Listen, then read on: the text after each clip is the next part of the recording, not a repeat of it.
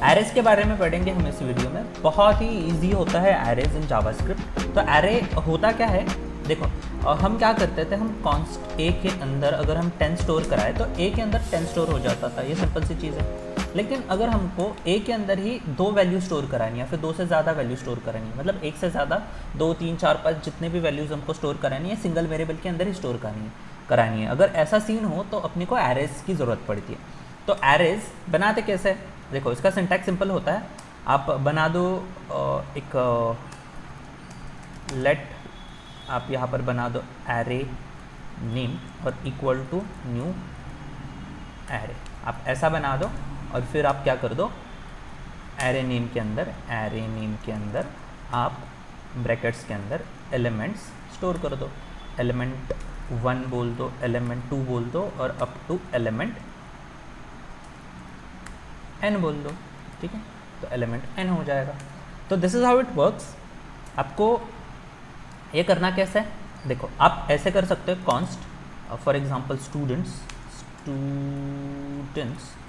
Is equal to new array और students is equal to 1 2 3।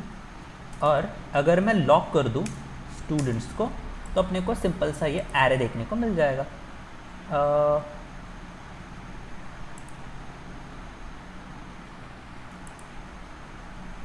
What is the issue क्या है?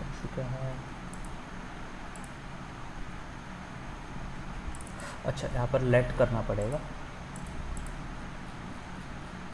अच्छा, तो ये 1 2 3 आ गया, बिकॉज ये कॉन्स्ट लिखा था तो ये वेरिएबल अपडेट नहीं हो सकता था, इस वजह से ये लेट के अंदर ले लिया मैंने। तो ये हो गया 1 2 3 ये।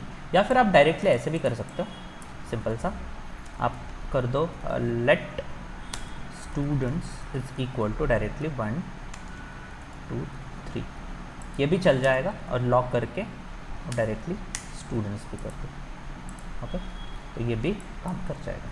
लेकिन जो एरे होता है ना, एरे जो होता है ना, वो कलेक्शन होता है of homogeneous and also non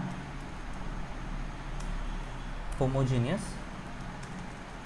data types का, ओके।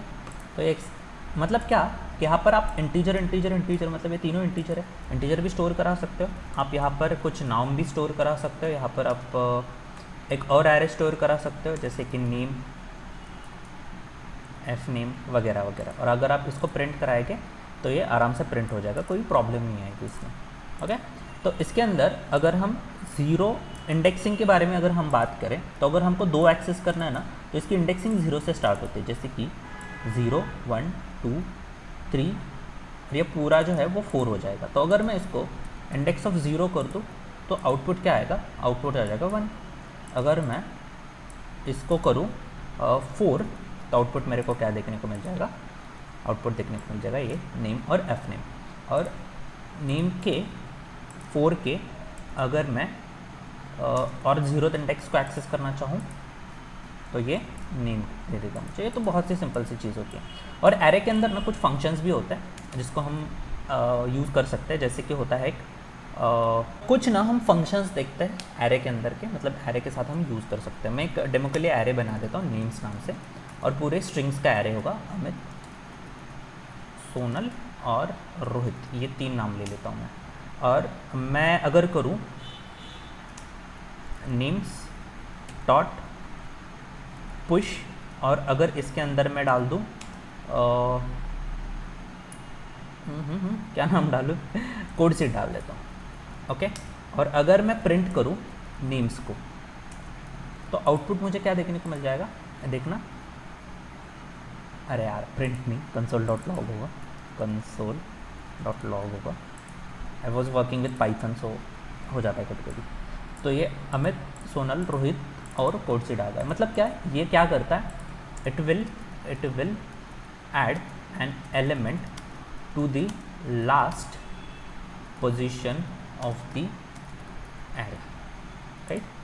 तो नेम्स डॉट पुश कर देंगे तो ये क्या कर देगा, ये इसी नेम्स को ना मॉडिफाई कर देगा, मतलब इसी एरे को मॉडिफाई कर देगा आगे के लिए, ओके। अगर मैं नेम्स डॉट पॉप कर दूँ तो क्या होगा, it will remove the last element from the array. मतलब अगर मैं इसको लॉक करूँ तब अब देखना यही एरे प्रिंट हो जाएगा, देखना क्यों, क्योंकि यहाँ पर पुश के अंदर कोड सीड पुश हो गया और यहाँ पर पॉप करके लास्ट वाला जो कोड सीड ऐड हुआ था वो हमने रिमूव कर दिया। तो एक होता है अनशिफ्ट,